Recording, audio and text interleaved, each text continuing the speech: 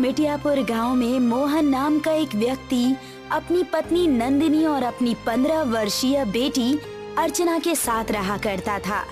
मोहन एक व्यापारी था जो मिट्टी को साफ करके उसे बेचने का काम किया करता था। मोहन अपने ही गांव के मुखिया अभिमन्यु के साथ मिलकर इस व्यापार को किया करता था और मोहन के कारोबार का हिसाब नंदिनी देखा करती थी। सुनिए जी, इस बार मुखिया जी ने पूरे 6 महीने की पेमेंट नहीं दी है। आप उन्हें पेमेंट के लिए कहते क्यों नहीं? तुम्हें क्या लगता है नंदिनी कि मैं मुखिया जी को बोलता नहीं हूँ? ऐसा एक दिन नहीं जाता है जब मैं मुखिया जी से पैसों के बारे में बात नहीं करता। लेकिन आप ही बताइए, ऐसा कब तक चलेगा? मुखिया जी के ऊपर हमारी अच्छी खासी रकम बकाया हो चुकी है और अब तो घर का राशन भी समाप्त होने की कगार पर है। अर्चना बिटिया के स्कूल की फीस भी 4 महीने से जमा नहीं हुई है। अपनी पत्नी की बात सुनकर मोहन गहरी चिंता में डूबते हुए बोला, आज मैं मुखिया जी से इस बारे में जरूर बात करूंगा। इतना कहकर मोहन मुखिया की फैक्ट्री में चला गया। मोहन को देखकर मुखिया बोला, क्या बात है मोहन, आज तुम ट्रैक्टर में मिट्टी भर कर नहीं लाए? मुझे आपसे कुछ जरूरी बात करनी है मुखिया जी। हाँ हाँ बोलो। मुखिया जी, एक बार हिसाब किताब देख लेते तो ज्यादा सही रहता। आपने पिछले 6 महीने से मिट्टी की पेमेंट नहीं की है और अब मेरी जेब में फूटी कौड़ी भी नहीं बची है। यहाँ तक कि घर का राशन भी समाप्त हो गया है। बिटिया की स्कूल की फीस भी 4 महीनों से जमा नहीं हुई है। कम से कम मुझे आधी रकम ही दे देते। मोहन, मैंने कहा था ना तुम्हें कि बाजार थोड़ा मंद पड़ा हुआ है। जैसे ही सब कुछ ठीक होगा तुम्हारी सारी रकम एक साथ मैं तुम्हें दे दूंगा। लेकिन मुखिया जी, अब मेरे पास तो ट्रैक्टर में डीजल भरवाने तक के भी पैसे नहीं बचे हैं। अब उसमें मैं कुछ नहीं कर सकता। तो फिर एक ही रास्ता है, तुम अपनी पत्नी और अपनी बेटी को भी काम पर लगा दो। आखिर तुम्हारी बेटी भी 15 वर्ष की हो चुकी है। इस उम्र में वैसे भी ताकत बहुत होती है। ये आप ठीक नहीं कह रहे हैं मुखिया जी, ये तो गलत बात है। आप मुझे मेरे पैसे देने की बजाय उल्टा मुझसे ये कह रहे हैं कि मैं अपनी पत्नी और अपनी बेटी को भी काम पर लगा दूं। धीरे बोलो मोहन, तुम मिट्टी बेचते हो, कोई ब्रांडेड मर्सिडीज नहीं बेचते। और वैसे भी मिट्टी खरीदने के लिए तुम्हें कौन सी मेहनत करनी पड़ती है? तुम्हारे घर के बगल में मिट्टी का ढेर लगा हुआ है। अरे तुम्हें तो मेरा एहसान मानना चाहिए कि मैं तुम्हारी मिट्टी खरीदता हूँ। नहीं मुखिया जी, आप गलत बोल रहे हैं। सच तो ये है कि मेरी मिट्टी आप शहर में अच्छे दामों में बेच देते हैं और मुझे ना के बराबर पैसे देते हैं। और इस बार तो आपने हद ही कर दी। 6 महीने से आपने पैसे ही नहीं दिए। एक तो मैंने तुम्हारे ऊपर एहसान किया, तुम्हारी गरीबी देखकर तुम्हारी मिट्टी खरीदने तक को तैयार हो गया। तुम्हारी थोड़ी सी रकम क्या रुक गई? तुम तो मेरा अपमान करने लगे। मैं आपका कोई अपमान नहीं कर रहा मुखिया जी। मैंने तो सिर्फ आपके सामने अपनी मजबूरी बताई है कि मेरे घर का राशन पानी भी समाप्त हो गया है। अब आप ही बताइए कि मैं क्या करूं? वही जो तुम इससे पहले किया करते थे। मैं आपकी बात का मतलब नहीं समझा। सीधा मतलब है मोहन, पहले तुम कोई कामकाज नहीं करते थे बल्कि बेकार घूमा करते थे। अब तुम भी गांव के बाकी और लोगों की तरह दूसरों के खेतों में काम करो और अपने परिवार का भरण पोषण करो। मुझे तुमसे कोई मतलब नहीं है। और हाँ, दोबारा यहाँ मत आना। मैं बर्बाद हो जाऊंगा। ऐसा मत कीजिए। मुझे आप थोड़े से ही पैसे दे दीजिए ताकि मैं अपने घर का 1 महीने का राशन पानी खरीद सकूं। एक फूटी कौड़ी नहीं मिलेगी मोहन। तुम्हें जो करना है कर लो। मैं तुम्हें अब 1 पैसा नहीं देने वाला। मोहन मुखिया के सामने गिड़गिड़ाता रहा। मुखिया ने मोहन को बुरा भला बोलकर और अपमानित करके अपनी फैक्ट्री से बाहर निकाल दिया। ये आपने ठीक नहीं किया मुखिया जी। आप अच्छी तरह से जानते हैं कि मोहन के घर के बगल में जो मिट्टी का छोटा सा पहाड़ है वो कितना कीमती है। आपने अपनी हवेली और अपनी कार मोहन की मिट्टी बेच बेच कर ही खरीदी है। मैं अच्छी तरह से जानता हूँ बल्ली। मुझे आपके साथ रहते हुए 10 साल से ज्यादा हो चुके हैं। मेरी समझ में जितना आए आप मुझे उतना समझा दीजिए। तो फिर सुनो बल्ली, सामने वाले को कभी भी नहीं बताना चाहिए कि उसका दिया हुआ माल कितने रुपए में बिक रहा है। अगर मैं मोहन को टाइम पर पैसे देने लगा तो एक ना एक दिन उसके दिल में लालच आ जाएगा और यही लालच उसे एक दिन शहर की तरफ खींच कर ले जाएगा। इसका पिता तो मुझे मिट्टी बेचने को तैयार ही नहीं था, तो फिर मैंने उसे एक रोड एक्सीडेंट में मरवा दिया। सबको यही लगा कि मोहन का पिता हादसे में मारा गया। आपकी खोपड़ी का कोई जवाब नहीं मुखिया जी, लेकिन आप जबरदस्ती उसके घर के बगल में उस छोटे से पहाड़ से मिट्टी भी नहीं ले सकते, क्योंकि वो मोहन की संपत्ति में आता है। चिंता मत करो बल्ली, थक हार कर मोहन आखिरकार मेरे ही पास आएगा। इधर मोहन आंखों में आंसू लिए हुए अपने घर पर पहुंच गया। उसकी आंखों में आंसू देखकर उसकी पत्नी सब कुछ समझ गई।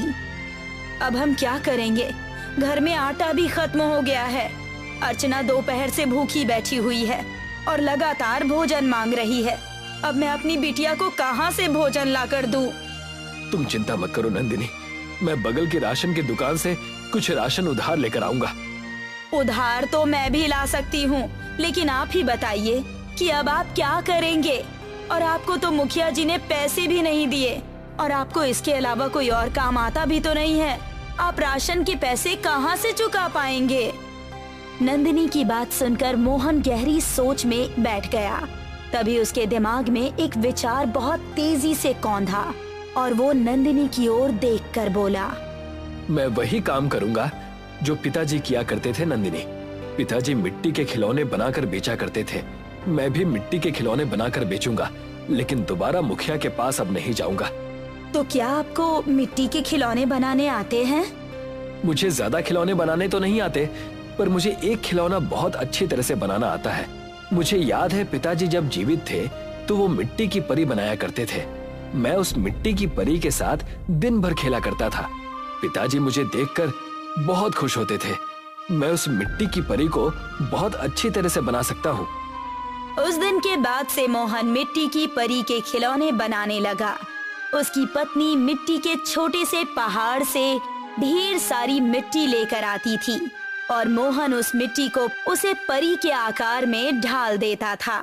कुछ दिनों तक तो मोहन की बनाई हुई मिट्टी की परी गांव में खूब बिकी, मगर कुछ दिन बाद गांव के बच्चों ने मोहन की मिट्टी की परी को खरीदना बंद कर दिया।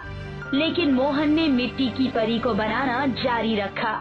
एक दिन मुखिया मोहन के पास आकर उसका मजाक उड़ाते हुए बोला, मोहन, तुम्हें क्या लगता है कि तुम्हारी बनाई हुई ये मिट्टी की परी तुम्हें अमीर बना देगी? बेवकूफ इंसान, आज के बच्चे मोबाइल पर जहाँ पबजी जैसे गेम खेल रहे हैं, वहाँ तुम्हारी ये मिट्टी की परी कौन खरीदेगा? इतना बोलकर मुखिया वहाँ से चला गया और मोहन ने क्रोधित होकर मिट्टी की परी जमीन पर फेंक दी। मिट्टी की परी के 2 टुकड़े हो गए और मोहन अपनी पत्नी से बोला, मुखिया जी सही बोल रहे हैं नंदिनी, आज का दौर मोबाइल का दौर है और मुझे मिट्टी की परी के अलावा कोई दूसरा खिलौना बनाना भी नहीं आता। आखिर मेरी मिट्टी की बनाई हुई परियां कोई कब तक खरीदेगा? सच तो ये है कि मैं कुछ नहीं कर सकता। इतना कहकर अंदर जाकर मोहन चारपाई पर लेट गया। आधी रात हो चुकी थी, मगर उसकी आंखों से नींद कोसों दूर थी कि तभी मोहन को बाहर किसी के चलने फिरने की कदमों की आहट सुनाई दी। मोहन तुरंत अपने घर से बाहर निकल आया। उसने देखा कि उसकी मिट्टी की परी जिसे उसने तोड़ दिया था, अब वो जुड़ चुकी थी। मोहन ने तुरंत अपनी पत्नी को उठा दिया। क्या हुआ जी? नंदिनी, देखो, इस मिट्टी की परी को मैंने क्रोध से तोड़ दिया था, मगर इसे किसी ने दोबारा बना दिया। आपको कोई गलतफहमी हुई होगी। नंदिनी ने इतना कहा ही था कि तभी उस मिट्टी की परी के ऊपर आकाश से रंग बिरंगी किरणें फूटने लगी और देखते ही देखते उस मिट्टी की परी में जान आ गई और उसका आकार किसी जवान इंसान के शरीर के जैसा हो गया। मोहन डरता हुआ बोला, कौन हो तुम? मैं एक परी हूँ। लेकिन तुम तो मिट्टी की थी, तुम्हारे अंदर जान कैसे आ गई? तुम्हें पता है मोहन, मैं तुम्हारे पिताजी को बहुत अच्छी तरह से जानती थी। तुम्हारे पिताजी पहले बहुत से खिलौने बनाया करते थे और उनके खिलौने परीलोक में बहुत प्रसिद्ध थे। मैंने ही उनसे मिट्टी की परियां बनाने के लिए कहा था। तुम बिल्कुल अपने पिताजी की तरह ही मिट्टी की परियां बनाते हो। तुम्हारे घर के बगल में जो मिट्टी का छोटा सा पहाड़ है ना, वो कोई मामूली मिट्टी का पहाड़ नहीं है, बल्कि जादुई मिट्टी का पहाड़ है।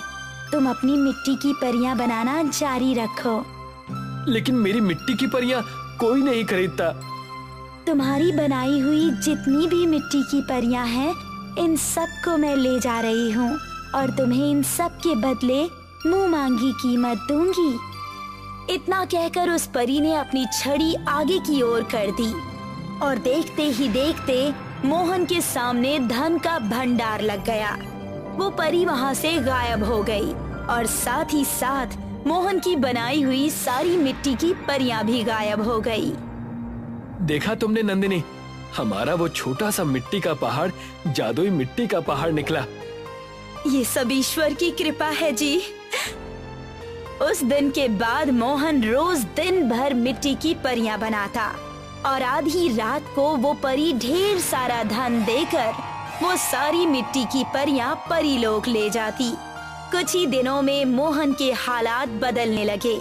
अब उसके टूटे फूटे घर की जगह एक आलीशान हवेली खड़ी थी।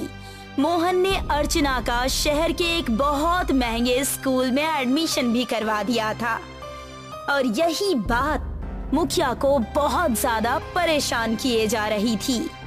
मेरी समझ में नहीं आता बल्ली कि मोहन दिन भर मिट्टी के खिलौने बनाता है, वो खिलौने आखिर जाते कहाँ हैं? मैंने गांव में किसी को भी उसके खिलौने को खरीदते हुए तो नहीं देखा। इसका सिर्फ एक ही उपाय है मुखिया जी, क्यों ना हम आज रात मोहन के घर पर नजर रखें। तुम सही कहते हो, आज रात हम दोनों मोहन के घर की जासूसी करेंगे और अगर सब कुछ सामान्य नजर आया फिर क्या करोगे मुखिया जी? तो फिर आज रात मोहन को भी उसके पिता की तरह ही मार दूंगा और उसकी पत्नी का किस्सा भी समाप्त कर दूंगा। मेरे आगे पीछे घूमने वाला सड़क छाप मोहन मेरी बराबरी करेगा। मुखिया बुरी नीयत लेकर उस रात मोहन के घर की जासूसी करने लगा। मुखिया और बल्ली ने देखा कि रात में आकाश से रंग बिरंगी किरणें फूटने लगी और उनमें से एक परी निकलकर जमीन पर आ गई और मोहन के मिट्टी के खिलौने गायब हो गए और मिट्टी के खिलौनों की जगह धन का ढेर लग गया। बल्ली धीरे से मुखिया से बोला, मुखिया जी, ये तो हकीकत की परी लगती है, इसने ही मोहन को बहुत सारा धन दिया है। बल्ली, मैंने अब अपना इरादा बदल लिया है। अब मैं मोहन और उसकी पत्नी को नहीं बल्कि इस परी का ही किस्सा समाप्त कर दूंगा।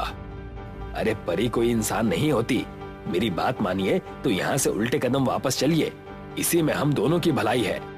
तो तुम चले जाओ, तुम एक नंबर के डरपोक हो, मगर मैं डरपोक नहीं हूँ। इतना कहकर मुखिया क्रोधित होकर उस परी के सामने खड़ा हो गया और उसने बंदूक से परी के ऊपर फायर कर दी, मगर बंदूक की गोली परी के शरीर के छूते ही जमीन पर गिर जाती है। ये देखकर मुखिया बुरी तरह से डर गया। तुम्हारा साथी चतुर निकला और वो तुम्हारा साथ छोड़कर भाग गया। मैंने तुमसे बड़ा मूर्ख इस धरती लोक पर कभी नहीं देखा। मुझे क्षमा कर दीजिए परी जी। नहीं, तुम क्षमा करने योग्य नहीं हो। तुम्हारी सजा यही है कि तुम भी अब जीवन भर मिट्टी के ही बनकर रहोगे।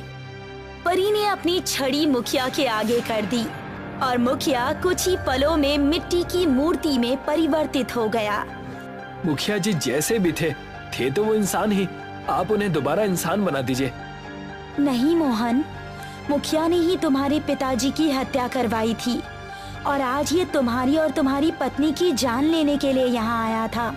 अगर मैं इसे दोबारा इंसान बना दूंगी तो ये फिर भी तुम्हारा शत्रु ही रहेगा। इसकी सजा यही है। इतना कहकर परी वहाँ से गायब हो गई और मोहन आज भी मिट्टी की परी बनाता है।